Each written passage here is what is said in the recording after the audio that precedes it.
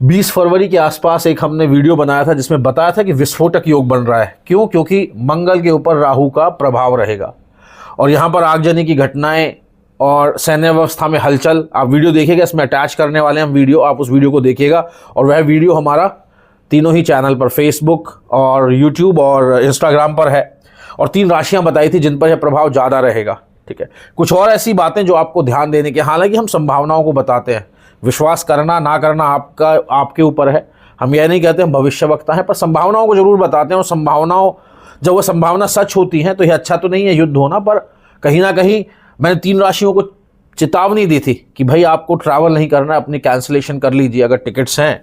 तो यहाँ पर मैं आपको बता दूं, देखिए डायरेक्शन और बड़ी इंपॉर्टेंट हो जाती है। अगर आप देखेंगे अभी कहाँ, जो वेस्ट, क्योंकि बन रहा है 11 नंबर राशि में और वेस्ट डायरेक्शन दिखाती है 11 नंबर राशि, तो जितने पश्चिमी देश हैं वो इसमें इन्वॉल्व होंगे।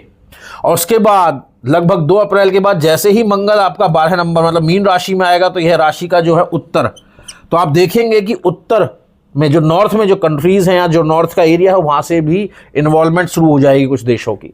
तो आपको ये समझना है कि देखिए ज्योतिष में इसी तरह से रिसर्च किया जाता है और इसी तरह से संभावनाओं को देखा जाता है। अब यहां पर जिन भी, मैं ये कहूंगा कि वेस्ट डायरेक्शन में जो आपका, अगर आप यहां पर ट्रैवल करने वाले हैं तो मैं ये कहूंगा 2 तारीख तक उस ट्रैवल को आप ना करें अगर पॉसिबल है। और अगर बहुत ज़रूरी है तो देखिए आप करेंगे, लेकिन मैं सबके लिए तो यह एप्लीकेबल नहीं होता, लेकिन मैक्सिमम लोगों के लिए हम कहेंगे कि एप्लीकेबल है। हो सके तो 2 तारीख तक अपने जो भी आपकी टिकट्स हैं, फ्लाइट टिकट्स हैं, उनको कैंसिल करके इसके बाद ही बुक कराइए, क्योंकि हो सकता है यहाँ तक व्यवस्था इतनी ख़राब हो जाए कि शायद आप जा भी ना पाएँ या आप फंस जाएँ। तो मेरा ऐसा मानना है कि जो लोग वेस्ट में डायरेक्शन में ट्रैवल करने वाले हैं, फिर चाहे इंडिया का ही वेस्ट है ना, आपको अभी कैंसिलेशन कर देने 2 तारीख तक। 2 तारीख के बाद फिर जब मंगल इस राशि में, मीन राशि में आएंगे, तो ये मीन राशि उत्तर दिखाती है, तो फिर उत्तर की ट्रैवल भी आपको अगले 45 दिन त्याग देनी है, इसके अगले 45 दिन, तो लगभग ये अप्रैल मई जून तक चला जाएगा। तो आपको यह ध्यान रखना है और वहां पर भी प्रेशर क्रिएटेड रहेगा। तो इस समय में उठापटक, हलचल, आगजनी की घटनाएं, विस्फोट, ये होने की बड़ी संभावनाएं हैं।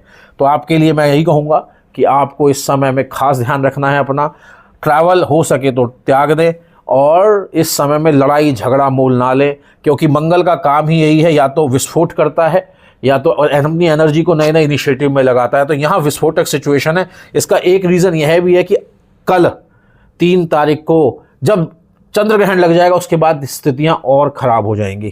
तो आप वीडियो देखिएगा, अटैच कर रहे हैं, आप इसको पूरा देखिए और उस हिसाब से आप उपाय भी कीजिए इस समय में। नमस्कार।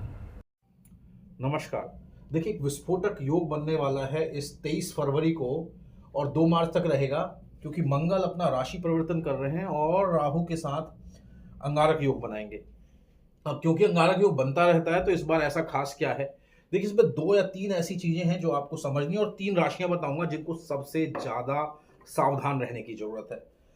क्यों? क्योंकि पंचग्रही योग यहाँ बन जाएगा और जैसा हम जानते हैं कि 6वां, 8वां, 12वां भाव बहुत बड़ा रोल प्ले करता है हमारे जीवन में। किसी भी स्थायी दुख को अगर हम देखें तो अष्टम भाव से देखते हैं, है ना। रोग ऋण रिपु को देखें तो 6ठे से देखते हैं और 12वें से हम अपने लॉसेस को देखते हैं। बस आपको सावधानी कहाँ बरतनी है समझ लीजिए, और इसमें आपको करना क्या है, रेमेडीज भी ऐसे समय पे आपको क्या और किन बातों का, क्योंकि मंगल को अगर आप समझे तो मंगल एक ऊर्जा है। अगर अच्छी तरह से इसको यूज किया जाए तो इनिशिएटिव है, और अगर इसकी बुराई देखी जाए तो लड़ाई, दुश्मनी, घात, और अगर देश पर इसका प्रभाव देखें तो सैन्य व्यवस्था पर होता है, क्योंकि बेसिकली सिक्योरिटी को दिखाता है।